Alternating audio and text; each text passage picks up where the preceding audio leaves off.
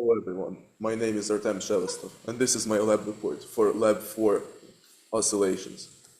The purpose of this lab was to analyze the motion of a mass connected to a spring of a real video and then model it and to compare the two data streams. As you can see, the model turned out pretty accurate. So the main laws used in this lab are the Newton's second law, which states that the force acting on an object is equal to the mass of the object multiplied by its acceleration, and also that the F net is sum of all forces.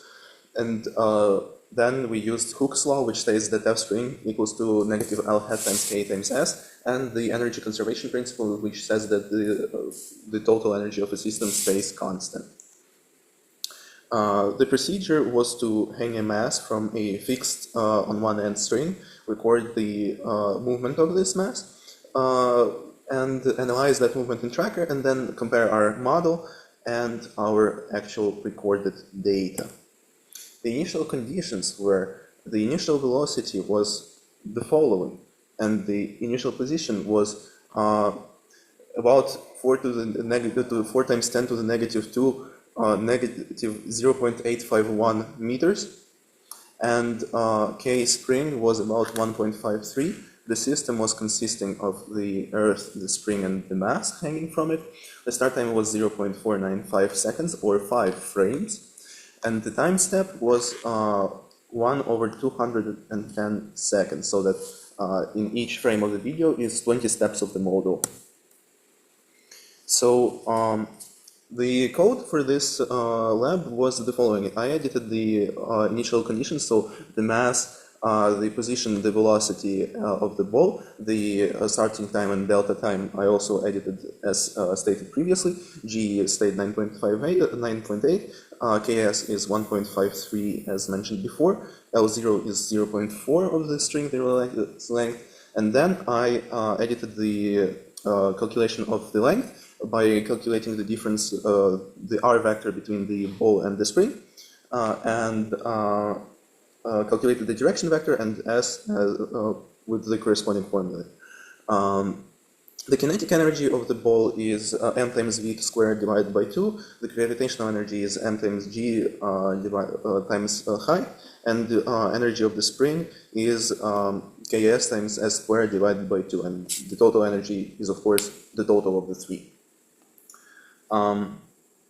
Then I calculated the gravitational force and the force of spring as mentioned before, and calculated the F net as the sum of the forces. Then I updated the velocity formula using the velocity update formula and position using the position update formula. I updated the parameters of the spring and recalculated the energies and the delta in every type of energy. So these were the results. And as we can see, the model closely follows the actual experimental data. So I would consider this experiment a success. However, the model was not 100% accurate, and the possible sources of error were inaccurate L0 and Ks, as well as improper synchronization of the actual and modeled graphs, because the model has smaller time steps. Therefore, the two graphs might have been improperly connected to each other, and therefore some scale factor might have been at play. So for my model system, the energy principle, I think, is satisfied, because the delta E stays 0 throughout the experiment, but also it does not account for loss via drag and friction. And the two estimates of my period of rotation were 1.6 and 1.4 seconds, which is an interesting thing because they do not match up. I think the reason for that is that the Y period of rotation is influenced by the fact that the spring is tending towards an equilibrium position in which the Y value of the ball's position stays constant. Therefore, the period is smaller.